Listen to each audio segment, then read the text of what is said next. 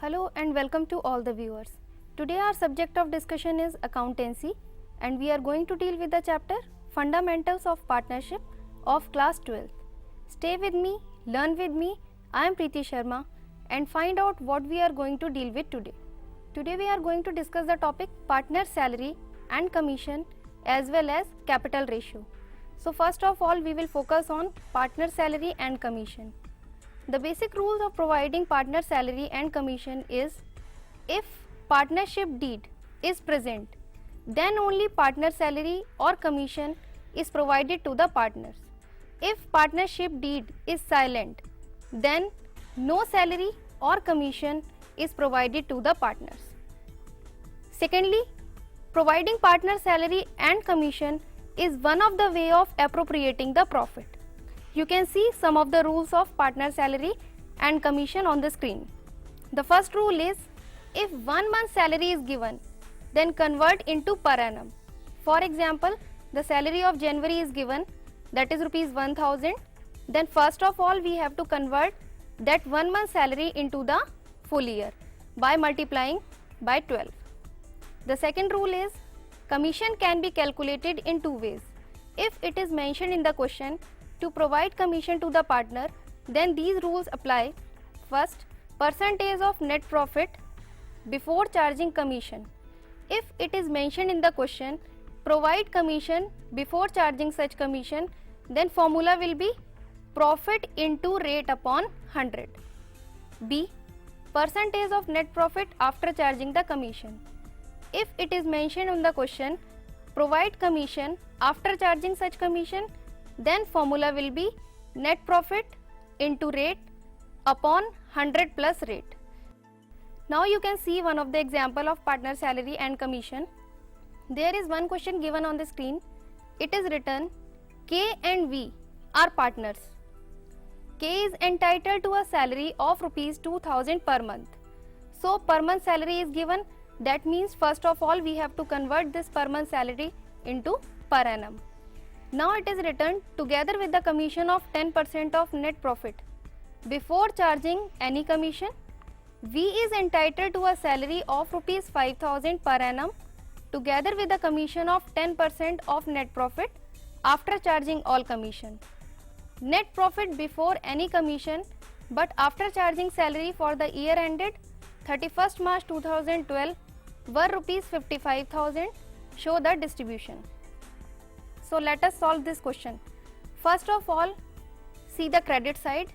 It is written by net profit 55,000. We have added the salary of rupees 29,000 and in the rupees column we have written 84,000. So first question arises, why we have added salary of rupees 29,000 into the net profit of 55,000? Because it is mentioned in the question that net profit before any commission but after charging salary is rupees 55,000. That's why we have to add the salary again. Now see on the debit side, the first point is K's salary. It is given in the question that K is getting the salary of 2000 per month, that means 24,000 in the whole year. Then V's salary is written 5,000 per annum, so there is no need to convert this because it is a per annum salary. So we have written on the debit side to V's salary. Now let us go for the calculation of commission. You can see in the question it is written K is entitled to a salary of 2000 per month together with the commission of 10% of net profit before charging any commission. So we have to apply the formula, that is net profit into rate upon 100. You can see the calculation in the working note. K's commission will be calculated in this way. 84,000 is the net profit. From 84,000 we have to deduct 24,000 and rupees 5,000, that is the salary of K and V. Then we will apply the formula 10 by 100 and we will get K's commission, that is rupees 5500. Now let us come to the V's commission. It is given in the question V is entitled to the salary of 5,000 together with a commission of 10% of net profit after charging all commission. That means while calculating V's commission, we have to deduct from 84,000 24,000, 5,000 and 5500 that is of K's commission, and we will apply the formula rate upon 100 plus rate. That is how we will get V's commission. We will put K's commission and V's commission on the debit side, and from the credit side we will deduct all these 4 points and we will get the profit, which will be divided among K's and V's equally, because no profit sharing ratio is given in the question. That is how we will calculate salary or commission if it is given in the question. Now let us move to the next topic, that is the capital ratio. What is capital ratio? Sometimes partners decide not to distribute profit in the profit sharing ratio, but to distribute the profit in the capital ratio.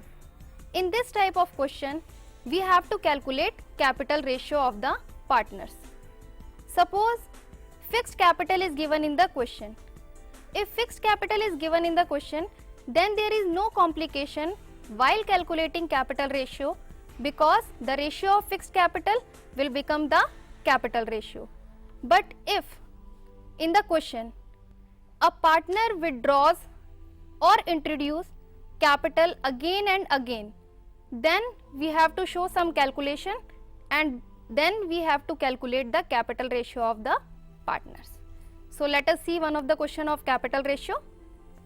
You can see the question. A and B started business on 1st January 2008 with rupees 10,000 and 6,000 as a capital respectively. They agreed to share the profit in their capital ratio. So it is mentioned in the question that they are sharing the profit in the capital ratio.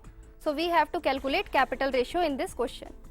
With the following details, calculate capital ratio. You can see the detail on the question. It is mentioned there are 2 columns for capital introduced and 2 columns for capital withdrawn. You can see on 1st March 2011, A introduced 2000 rupees capital. On 1st April 2011, B introduced 7000 capital and A withdraws 3000 rupees. On 1st June 2011, again A introduced 4000 rupees capital and B withdraws 6000 rupees capital from the business. Last date 30th September 2011. On this date, B introduced 8000 rupees as a capital and A withdraws the capital of rupees 8000. That means in this question, one of the partners introducing the capital and other of the partner is withdrawing the capital again and again from the business. So in this question, we have to calculate, we have to prepare the table, and after preparing the table, we will be able to understand how to calculate capital ratio. You can see in the solution, we have prepared the 2 tables, first table for A and second for B. You can see on 1st January, business started on 1st January with rupees 10,000. Second column is for month for which capital is used, and the last column is the product. Now you can see in the first column, first of all we have written 1st January 10,000 rupees. Now month for which capital is used, that means how much months in which this capital has been used. You can see the capital which is introduced on 1st January of rupees 10,000 is used in the business only up to 1st March. Now calculate from 1st January to 1st March, that is 2 months. That is why it is written in the second column 2 months, and then we will multiply 10,000 into 2 and we will get 20,000.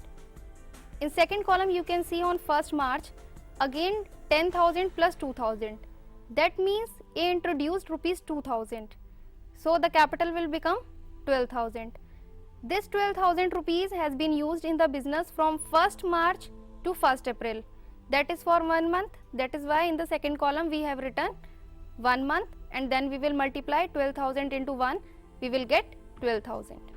Thirdly, we have written 1st April 12,000 minus 3,000 equals to 9,000. That means during the month of April, A withdraws 3000 rupees from the business. That's how the capital will become 9000. This capital is used from the month of April to June, that is 2 months. That is written in the second column. We will multiply 9000 into 2 and we will get 18,000. Same is for June.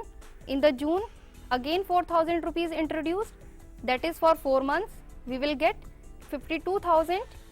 And on 30th September, 13,000 minus 8,000, that is 5,000. That means A has withdrawn 8,000 from the business, and this capital is used from the 30th September to the 31st December. That is for 3 months.